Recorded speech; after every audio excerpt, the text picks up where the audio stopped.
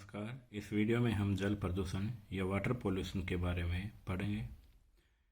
जल प्रदूषण की परिभाषा देखी जाए तो उद्योगों से निकले अपशिष्ट पदार्थों के निपटान तथा अन्य मानवीय क्रियाओं के फलस्वरूप जल की गुणवत्ता में आए परिवर्तन, जिनके कारण जल पीने, घरेलू कार्यों, कृषि, मत्स्य पालन या अन्य कार्यों के लिए अनुपयुक्त हो जाता है, जल प्रदूषण कहलाता है।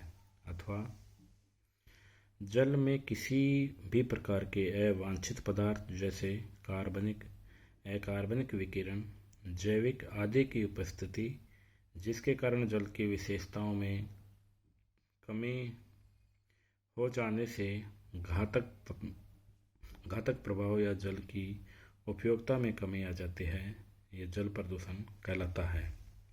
जल प्रदूषण के स्रोत अथवा कारण: घरेलू प्रवाहित मल, डोमेस्टिक सीवेज, मनुष्य व अन्य जीवों के मलमूत्र, रसोई अपशिष्ट, साबुन, डिटर्जेंट, फिनाइल, डीडीटी, तिलचट्टा व चूहे को मारने वाले रसायन आदि गांव व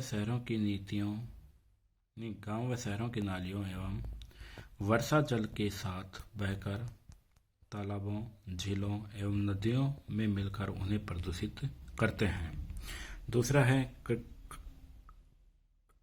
कृषि अपशिष्ट या खेती से निकलने वाले अपशिष्ट।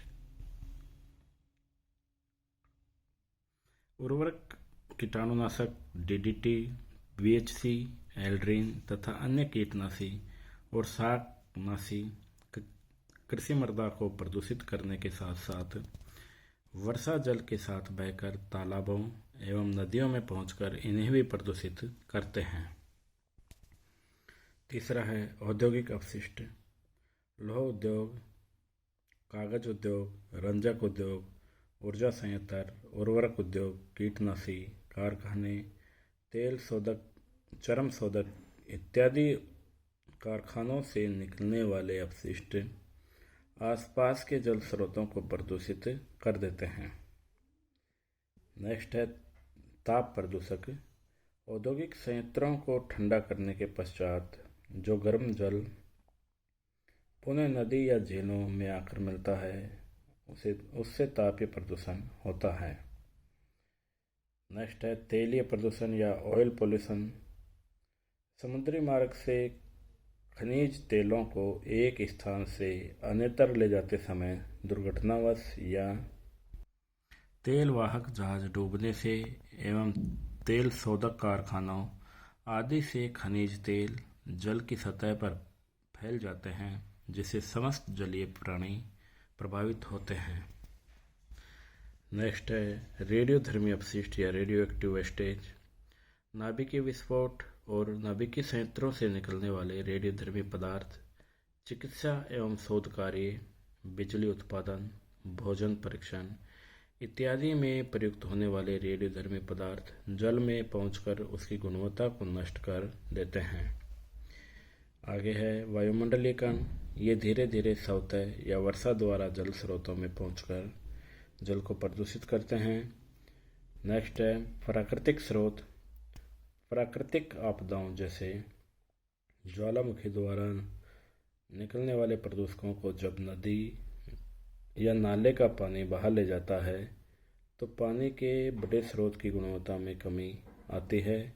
इसी प्रकार अन्य प्राकृतिक क्रियाओं के फलस्वरूप जल में कई प्रकार के रंग, जीवाणु, खरपतवार, जलकुंभी आदि उत्पन्न हो जाते हैं, जिससे जल प्रदूषित हो जाता है।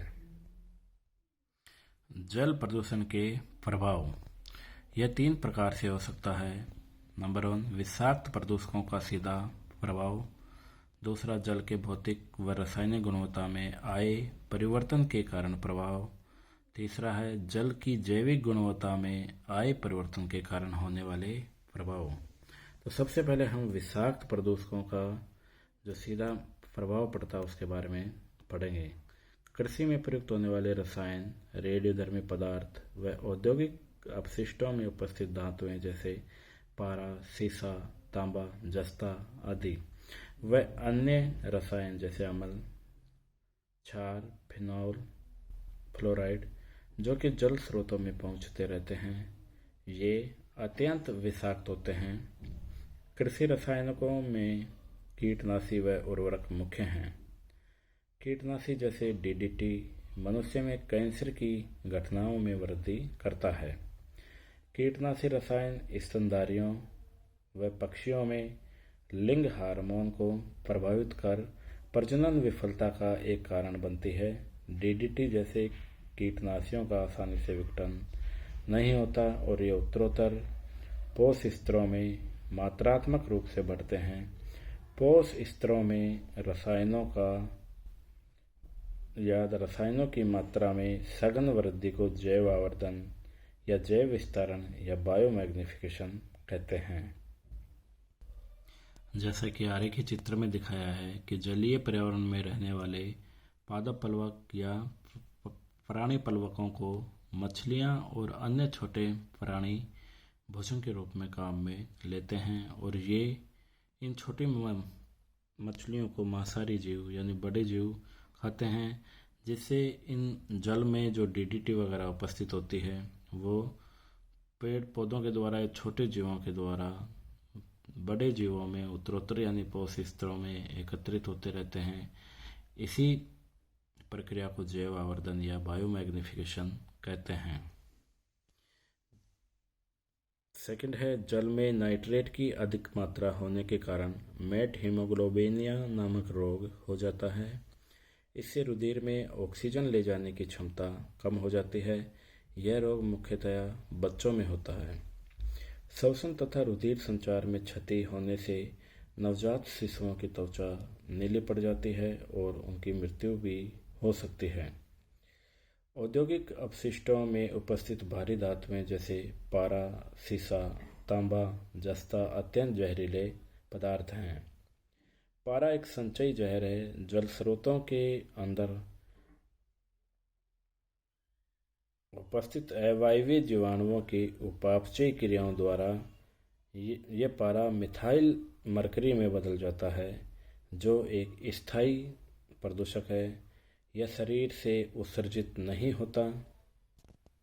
खाद्य श्रृंखला में प्रवेश करने के बाद यह उत्तरोत्तर पोषक स्तरों में जैव आवर्धन की घटना को प्रदर्शित करता है। मिनीमाटा खाड़ी के पादप मिथाइल मरकरी से संक्रमित हो गए। खाद्य श्रृंखला के द्वारा मनुष्य में पहुंचकर इस रसायन ने अनेक विकृतियां पैदा की। धातुओं में सीसा एक संचयी जहर है। सीसा युक्त जल पीने से मांसपेशियों, पाचन तंत्र, केंद्रीय नाड़ी तंत्र आदि से संबंधित रोग हो जाते हैं। फॉस्फेट उर्वरक factory, aluminium factory, glass factory इत्यादि से फ्लोराइड प्रदूषण फैलता है। फ्लोराइड एक प्रोटोप्लाज्मिक जहर है। इसकी अधिक मात्रा से दांतों में धब्बे हो जाते हैं, जिसे फ्लोरोसिस कहते हैं। इसके अतिरिक्त हड्डियां कमजोर होकर मुड़ जाती हैं, जिसे नॉक नी सिंड्रोम कहते हैं। राजस्थान के कई जिलों जैसे जयपुर, अजमेर, अलवर, जोधपुर, बाड़मेर, जालोर, नागौर, पाली, बीकानेर, डूंगरपुर इत्यादि में फ्लोरोसिस की समस्या विकट रूप ले चुकी है। विभिन्न स्रोतों से निकलने के बाद रेडियोधर्मी पदार्थ वायु, जल एवं मृदा में पहुंच जाते हैं। ये रेडियोधर्मी पदार्थों से कैंसर, ल्यूकेमिया जैसे भयंकर रोग हो जाते हैं।